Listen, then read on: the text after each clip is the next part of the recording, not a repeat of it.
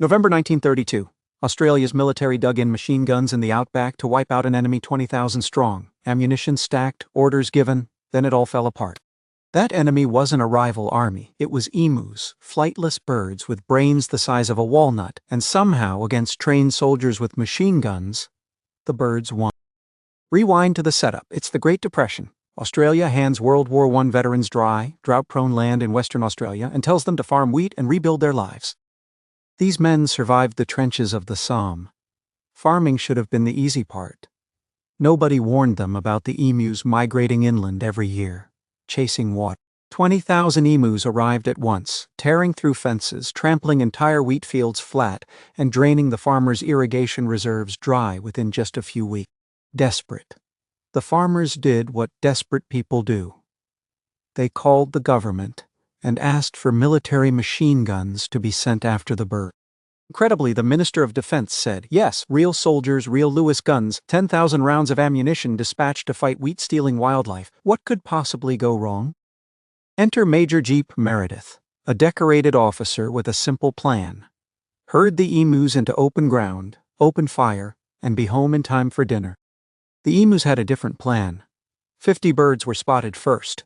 The soldiers opened fire, and the flock scattered instantly into dozens of tiny, fast-moving groups. A machine gun is built to mow down one advancing line of soldiers. It is not built for 50 birds sprinting in 50 directions at once. After the first engagement, the count was grim.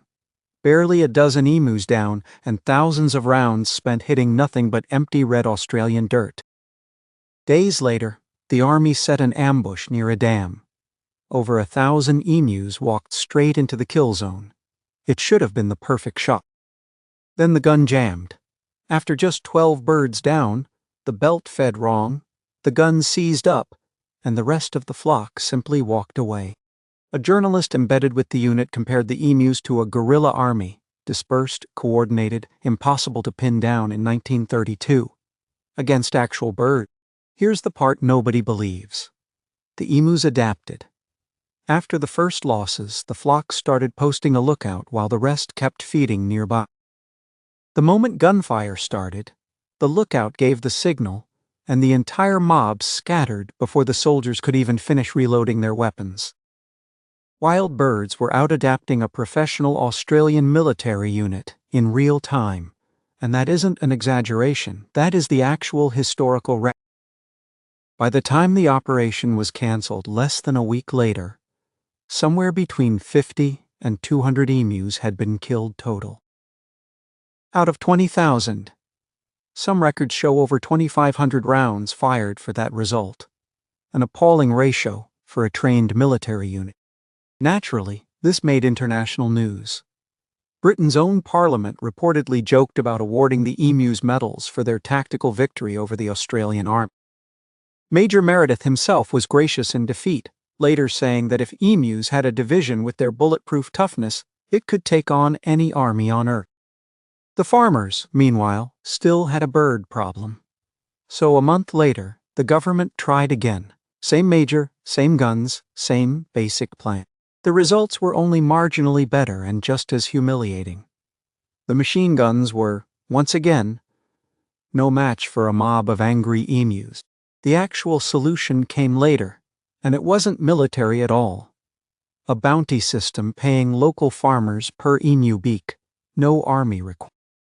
It worked far better than professional soldiers with machine guns ever did, which, honestly, says everything about how this operation actually went. So to recap, the same country that would go on to fight and win a world war lost a war against a flightless bird first. The Great Emu War of 1932, humanity's official casualty count is still debated, but the emus were, by every measure, completely unbothered by the whole thing. They're still out there today, roaming that same Australian outback, having technically never lost a war to anyone at any point in history. If you liked this one, there's a lot more bizarre history where that came from on this channel, and subscribing genuinely helps a ton. Tell me in the comments which unhinged historical event I should cover next, because trust me, this was nowhere close to the strangest one.